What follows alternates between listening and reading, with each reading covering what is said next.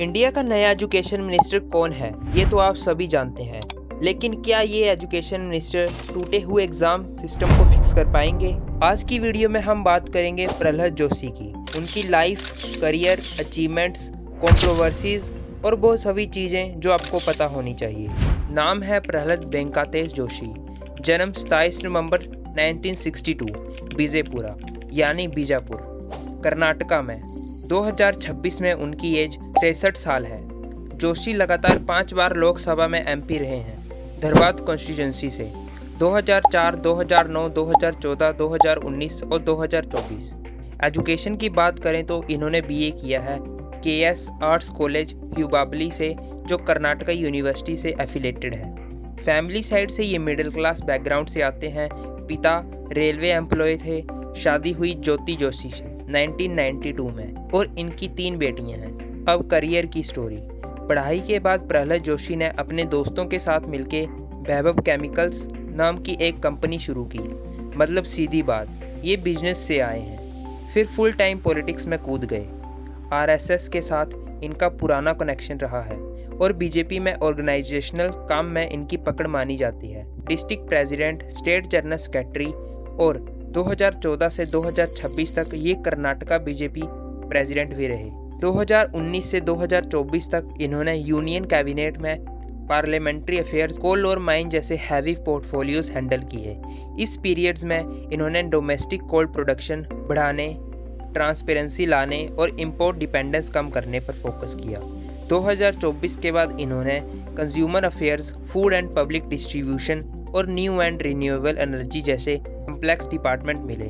और फिर 25 जुलाई 2026 को nationwide NEET UG 2026 paper leak protest के बाद इन्हें एडिशनल चार्ज में एजुकेशन मिनिस्ट्री दी गई। अब पॉजिटिव साइड। पहली बात, इलेक्टोरल स्ट्रॉन्ग होल्ड। धरवाद से लगातार 5 बार जीतना आसान नहीं होता। इसका मतलब ग्रास रूट्स कनेक्ट और लोकल इशू की समझ स्ट्रॉन्ग है। दूसरी बात, ये एक पार्लियामेंट्री मैनेजर टाइप लीडर माने जाते हैं। लोकसभा के पैनल ऑफ चेयरपर्सन में रहे हैं और कई सेंसिटिव सेशन को स्मूथली चलाया है। तीसरी बात, कोल और माइंस में प्रोडक्शन और ट्रांसपेरेंसी दोनों पर काम किया है।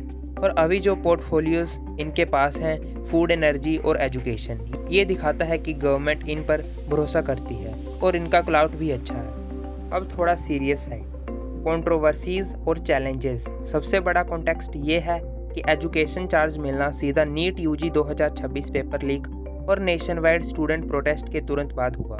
मतलब पब्लिक एक्सपेक्टेशन बहुत हाई है कि एग्ज़ाम इंटीग्रिटी जल्दी फिक्स हो। साथ ही सीबीएसई में on screen marking, tender, answer sheet mixups, scanning quality issue सब अब इन्हीं के हाथ में है। एनसीईआरटी सिलेबस रिवीजन पर हिस्टोरियंस का क्रिटिसिज्म आता रहता है और स्टेट्स के साथ साथ 3 लैंग्वेज फॉर्मूला को लेकर भी ट्रो भी चलता रहता है। कई स्टेट्स ने इसे हिंदी इम्पोजिशन कहा है। एक और सीरियस एलिगेशन मीडिया में आया। जुलाई 2026 के एंड में ओपोजिशन लीडर राहुल गांधी ने जोशी की अपॉइंटमेंट पर क्रिटिक करते हुए कहा कि वो डिफेंडर ऑफ रेपिस्ट हैं, रेफरेंसिंग 2022 के 20 B gang rape case convictions. यहाँ हम क्लियर करते हैं कि ये एक पॉलिटिकल एक्यूजेशन है, हम इसे एलिगेशन ही मानेंगे और कोर्ट रिकॉर्ड्स या ऑफिशियल स्टेटमेंट्स के बिना इसे प्रूवन फैक्ट नहीं बोलेंगे। अब फ्यूचर वॉच। जोशी के पहले 90 दिन में इन चीज़ों पर नज़र रख। पहला, एनईपी 2020 में इम्प्लीमेंटेशन ग्राउंड पर क्या बदल रहा है। दूसरा, एग्जाम इंटीग्रिटी, नीट और सीबीएसई लीक्स के बाद digital safeguards, third party audits और स्ट्रिक्ट पनिशमेंट्स पर क्या एक्शन होता है। तीसरा, एनसीईआरटी सिलेबस और रिवीजन आएंगे या स्टेबिलिटी मिलेगी। चौथा, 3 लैंग्वेज फॉर्मूला स्टेट्स के साथ नेगोशिएशन कैसे होती है और हिंदी इम्पोजिशन चार्ज का कोई सोल्यूशन निकलता है या नहीं। पांचवा, मल्टी पोर्टफोलियो के साथ क्या एजुकेशन को फुल टाइम फोकस मिलेगा या स्पीड के लिए क्लाउड यूज़ होगा। रेलवे एम्प्लॉय के घर में पैदा, छोटे घर से निकले, बीए किया, बिजनेस शुरू किया, फिर पॉलिटिक्स। शादी ज्योति जोशी से, 3 बेटियां, आरएसएस रूट से आए हैं और ऑर्गेनाइजेशनल काम में माहिर माने जाते हैं। तो फाइनल क्वेश्चन, क्या एक ऑर्गेनाइजर जो हैवी पोर्टफोलियो संभालता है टूटे हुए एग्जाम इकोसिस्टम को फिक्स कर पाएगा? आप क्या चाहते हो? सबसे पहले NEET reform, CBSE marking, transparency या एनसीईआरटी सिलेबस स्टेबिलिटी?